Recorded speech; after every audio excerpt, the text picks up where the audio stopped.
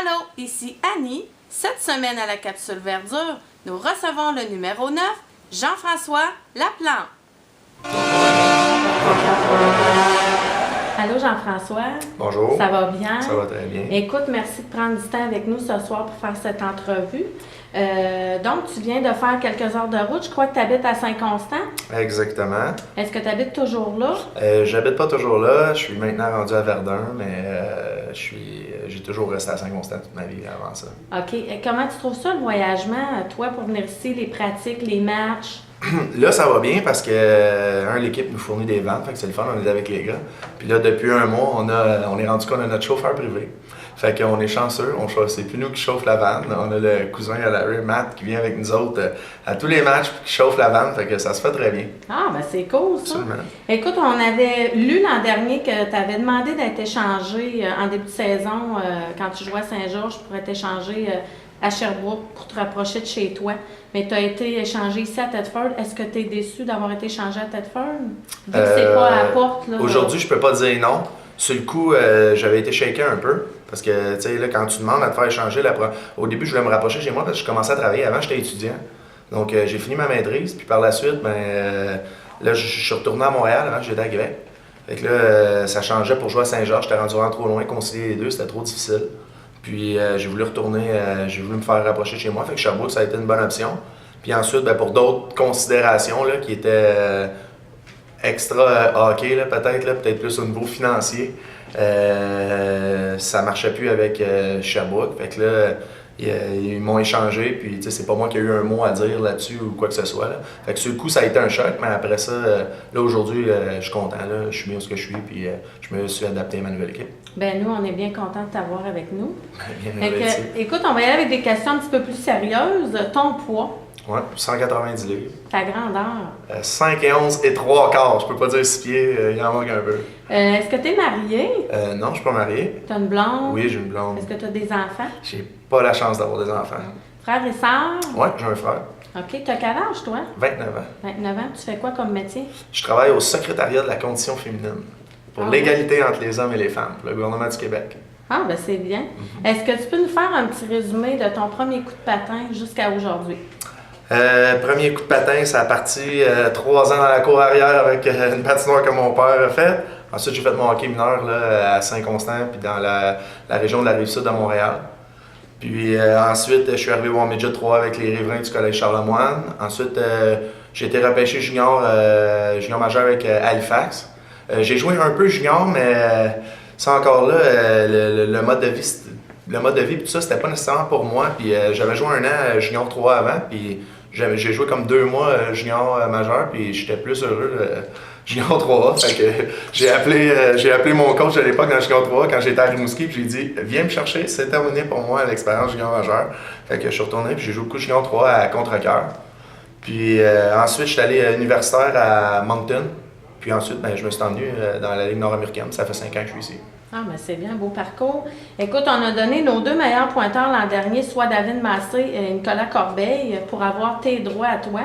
Mais peux-tu me dire comment ça, tu coûtes cher de même?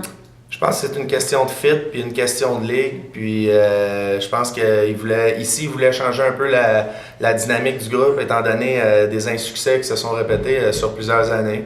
Ils ont voulu brasser la soupe. Puis pour venir me chercher, si ça coûtait cher comme ça, je pense que j'ai remporté la coupe lors des 2 dernières années. Fait qu'ils ont dû se dire c'est un ingrédient qu'on a besoin pour gagner la coupe.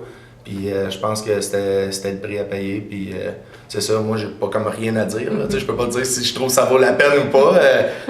Si les deux les 2 équipes ont accepté la transaction, c'est parce que ça devait faire leur affaire aux 2 équipes. Est-ce que tu es satisfait de ta première moitié de saison? Non. C'était très facile à dire non. C'est difficile parce qu'il y a beaucoup de nouveaux joueurs cette année. On est dans un nouveau groupe, beaucoup de gens qui arrivent dans ce nouveau groupe de gars. Puis dans notre ligue, se tenir les uns les autres, c'est super important. Puis il y a des gens qui arrivent de l'extérieur qui entendent beaucoup de choses sur notre ligue au niveau de la toughness, puis tout ça. Puis il y a une réputation qui suit ça. Donc il y a un moment d'adaptation qui est très important. Puis il y a eu plusieurs jeunes qui sont arrivés dans notre équipe qu'il y avait ce moment d'adaptation-là à faire. Il y avait aussi de se connaître les uns les autres. C'est bien beau de dire, OK, on joue au hockey, on vient ici, on a de la business à faire, on vient faire ça. Mais se défendre, se tenir, puis tout ça, il faut que tu défendes tes chums aussi. Il faut t'apprendre à connaître le groupe de gars. Puis là, je pense que ça a été difficile au début de la saison, c'était en grosse partie à cause de ça. Puis par la suite, dernièrement, ça va vraiment mieux. Là. 5 victoires dans nos 6 derniers matchs. Puis même avant ça allait un petit peu mieux aussi. Fait que je pense qu'on voit là, que l'adaptation des uns aux autres est en train de se faire. Tout le monde est en train de trouver son rôle dans l'équipe. Puis ça, c'est très, très, très important. Puis je pense que c'est pour ça que ça a mal été en première moitié, mais je suis très positif pour la deuxième moitié de saison. Comme tu le mentionnais tantôt, là, tu parlais de 2 coupes que tu avais gagnées. Justement, tu avais gagné la coupe l'an passé avec Sherbrooke, 2010-2011. Tu avais d'ailleurs déjà gagné l'année d'avant avec Saint-Georges, en plus de remporter le trophée Jonathan Delisle, qui est le trophée qui est remis aux joueurs ayant démontré le meilleur leadership. Donc, jamais 203. Est-ce que tu es confiant pour ta 3e coupe ici avec nous? Absolument. C'est ça pourquoi j'ai été engagé ici, puis c'est ce que j'entends répéter. Si tu compares les 2 éditions avec qui t'avait gagné la coupe, y a-t-il des points en commun avec l'édition de Thetford? Absolument. Je peux dire qu'il y a plus de points en commun avec l'année que j'ai gagné l'an dernier avec Sherbrooke, où c'était plus des travaillants, puis ça va être plus sur un concept que le système de jeu va être très, très, très important à respecter d'ici la fin de la saison. Puis déjà là, ça commence à faire une différence. Là, on joue plus ensemble. Le jeu collectif s'améliore. Puis avec Sherbrooke, c'est ça qui est arrivé. C'est vraiment notre jeu collectif qui a fait en sorte que les autres équipes n'étaient pas au même niveau que nous, à ce niveau-là. Puis c'est ça qui a fait qu'on a remporté. Avec Saint-Georges, c'était différent. Là, c'était vraiment, je pense vraiment que cette année-là, c'était au niveau talent qu'on avait vraiment et de loin la meilleure équipe de la Ligue. Est-ce qu'il y a un joueur dans la Ligue nationale auquel tu t'identifies par rapport à ton style de jeu à toi? J'aimerais ça te répondre. J'aimerais ça être un Milan Lucic, mais il me manque une coupe de pouce et une coupe de livres. Donc, mais tu sais, je suis un joueur qu'on peut dire, tu sais, j'excelle pas dans une facette du jeu, mais je peux tout faire sur une patinoire. Fait que je pense que c'est dans ce sens-là que je peux me définir. Tu sembles être un joueur un peu comme Sébastien Courcelle, très apprécié de l'adversaire sur la glace. Est-ce que tu as toujours été un joueur qui dérange comme ça? Oui, c'est la seule manière que. C'est de cette façon-là que j'ai appris à jouer au hockey. Puis c'est de cette façon-là qu'on m'a enseigné. C'est de cette façon-là que j'ai du succès. Fait que je fais 1 + 1 + 1, puis je suis la recette gagnante, puis c'est comme ça que je fais, puis je ne changerai pas. C'est comme ça que je joue. Est-ce que tu peux nous parler d'une journée typique là, quand tu viens jouer au hockey? Est-ce que tu as des superstitions? Est-ce que tu as une longue préparation? Non, pas tant que ça. Je veux dire, maintenant, avec le travail et tout ça, plus jeune, chaque minute était comptée, puis même, je peux même dire que je brûlais de l'énergie juste à réfléchir à pouvoir là, vraiment te préparer pour la partie puis tout ça. Tu sais, s'il y a quelque chose qui n'arrive pas comme dans ta journée, mais là, ça change tes choses pour le match puis tout ça. Là, j'ai beaucoup changé par rapport à ça. Là, aujourd'hui, là, avec la route qu'on a pour venir au match, puis le travail aussi, on ne peut plus vraiment être 100% en contrôle de notre journée lors des matchs. Donc là, je dirais que où est-ce que je commence vraiment à penser à tout ça, là, c'est quand j'arrive 2 heures avant la partie à l'Arena. Comment tu trouves la nouvelle formule des séries avec 2 saisons de 24 matchs et seulement 4 équipes, 4 clubs qui se classent pour les séries? Je trouve ça intéressant dans la mesure où est-ce que, dernièrement, on a fini la première moitié de saison puis qu'on a joué des matchs à Saguenay et contre Windsor ici, qui étaient très importants. Là, les équipes avaient l'occasion de gagner un spot pour les playoffs, se qualifier, ce qui est très, très important. On ne sait jamais ce qui peut arriver là, au niveau blessure, tout ça, dans la deuxième moitié de saison. Fait que cette équipe-là, Saguenay, eux sont déjà qualifiés, qui est un point positif. Je trouve ça bien. Cependant, ça ne me dérange pas tellement de ne pas avoir cette chose-là, parce que tu joues quand même une moitié de saison où, j'ai le mot purpose dans la tête, là, mais l'objectif c'est pas vraiment important. Là. Oui, tu veux te préparer pour les séries, mais c'est long, 24 matchs, puis c'est surtout qu'on en joue juste 2 par semaine. C'est long, 24 matchs pour te préparer pour les séries. Donc, si on peut voir, là, l'an dernier, Saint-Georges ont été qualifiés pour les séries quasiment 1 mois et demi avant la fin de la saison. Où est-ce que là, eux, ils jouaient des matchs qui n'avaient plus de signification pour eux. Fait que tu construis pas vraiment sur ces matchs-là en tant qu'équipe. Tu rentres pas dans... Tu vis pas vraiment d'émotion, toute l'équipe ensemble, tout ça. Fait que ça, c'est vraiment important avant de rentrer dans les séries éliminatoires. Puis eux, l'année passée, ils n'avaient pas vécu vraiment d'adversité. Nous, ensuite, ils ont fait une série qui était très rapide contre Rivière-du-Loup. Ils sont arrivés contre nous en finale. Ils étaient favoris. Mais nous, on venait de faire une très, très grosse série en 7 matchs contre Thetford. puis que là, on avait vécu de quoi, ben, quand on est arrivé au premier match en finale, eux, ça faisait 2 mois qu'ils n'avaient pas vécu d'adversité parce qu'il y avait déjà eu ce principe-là d'être qualifié pour les séries puis jouer plus relax. Fait qu'on n'était pas au même niveau en tant qu'équipe. Fait qu'on les a ramassés en 4 matchs puis c'est là que ça s'est terminé. Fait que Saguenay, je dis pas que c'est ça qui va arriver, mais c'est quelque chose qui les gâte. C'est un danger qui peut les gâter là, de ne pas avoir des matchs ultra significatifs pendant une longue période de temps en tant qu'équipe.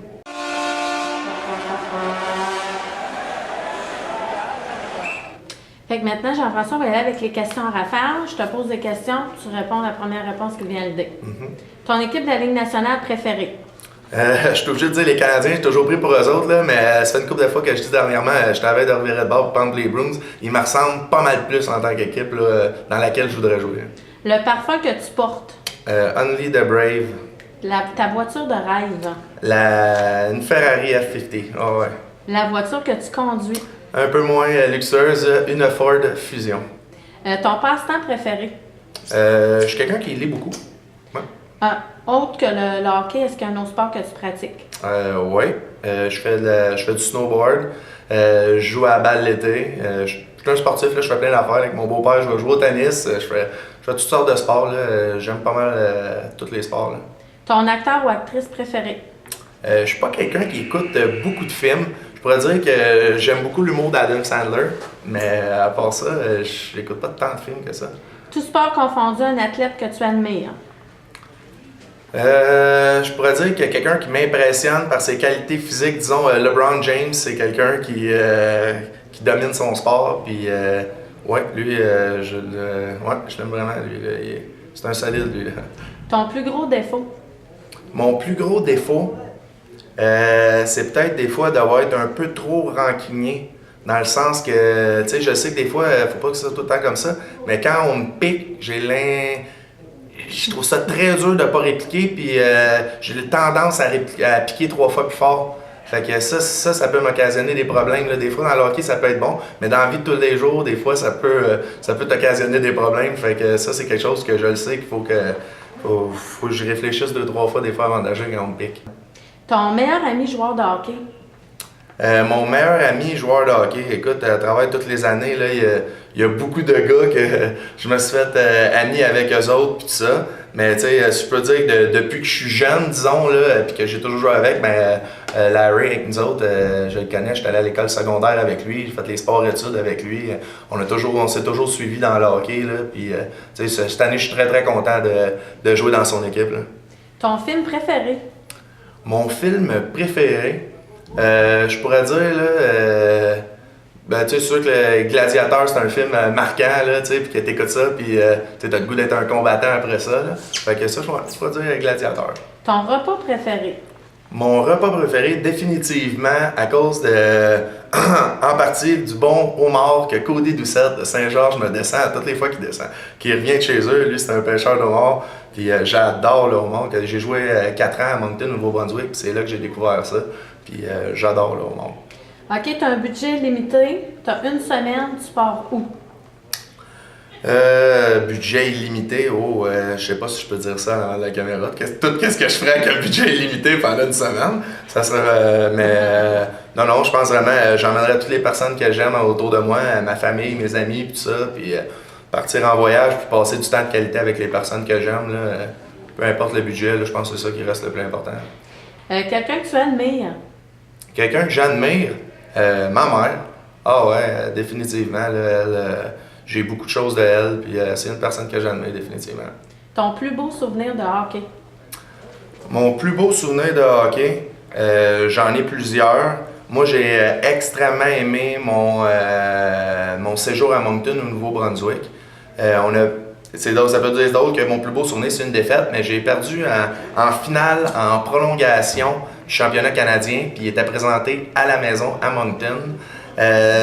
C'est pas... Dans la défaite, j'ai beaucoup appris de ça, puis après, ça m'a permis de gagner d'autres championnats après en ayant appris de cette expérience-là. Mais au niveau de tout ce que ça l'impliquait, puis les personnes qui étaient présentes pour ce match-là, puis c'était ma dernière game universitaire. Je terminais là, ma famille était descendue, mon meilleur ami était là-bas avec sa blonde, tout ça. T'sais, les gens importants pour moi étaient là, puis ça a vraiment été un moment là, très important dans ma carrière de hockey. Jean-François, il reste 3 petites questions, 3 dernières questions. Au fil de ta carrière, est-ce qu'il y a un coach qui t'a marqué le plus que les autres? Oui, vraiment. Il s'appelle Christian Plante. Lui, j'ai joué pour lui junior à Contrecœur. Ce gars-là, c'était vraiment un passionné. Puis on se rejoignait beaucoup au niveau de la fougue et tout ça. Puis lui, il était vraiment très très fort au niveau connaissance hockey et tout ça. Puis il en a vraiment beaucoup appris. J'ai été comme 3 ans et demi avec lui, là. Puis lui, il a vraiment eu un impact significatif sur ma carrière. Tu te vois où dans 10 ans? Dans 10 ans, mettons autour de 40, je me vois entouré des gens que j'aime, je me vois avec une famille, je me vois encore avec la femme que je suis présentement. Assurément retraité du hockey, mais peut-être pas en tant que, tu sais, c'est ça, j'en parlais aujourd'hui avec Larry, on disait qu'on aimerait peut-être ça coacher après. Puis je pense qu'on aurait vraiment ces capacités-là, moi puis lui, à prendre une équipe, puis comme dans la ligue ici, mettons, on serait capable de faire ça, ou peut-être plus proche de chez nous, là. Quelque chose comme ça. Il n'y a plus d'équipe proche à Montréal quasiment, là. Fait que, mais non, ça, j'aimerais ça peut-être rester affilié au hockey autre que joueur, mais je me vois ça, continuer à travailler pour le gouvernement du Québec, puis dans ce domaine qui m'intéresserait, puis simplement passer du temps avec ma famille, puis être heureux, là. Pour terminer, si tu avais un message pour les fans, ça serait quoi? Le meilleur est à venir. Ça s'en vient, on le sent. Toute l'équipe, il y a vraiment du positif qui se passe ici. Puis là, vraiment, la soupe est en train d'apprendre. Ça s'en vient. Là, disons que l'eau flotte plus sur le top de la soupe. Là, ça commence à être un tout. Puis j'aime vraiment ce que je vois présentement. Puis n'hésitez pas à venir en grand nombre à l'Arena. Ça va commencer à être des bons spectacles, des très bons spectacles au niveau de l'intensité. Là, je peux pas promettre rien de toutes sortes de brouhaha, puis au niveau des bagarres puis tout ça, là, ça c'est pas mon domaine. Puis je laisse ça à ceux que c'est leur rôle, là, mais au niveau d'amener de l'intensité dans le match, puis avoir des matchs de hockey intéressants à regarder avec des mises en échec, puis du hockey intense, là, ça il va en avoir plusieurs d'ici la fin de l'année. Bien, merci beaucoup Jean-François. Ça me fait plaisir.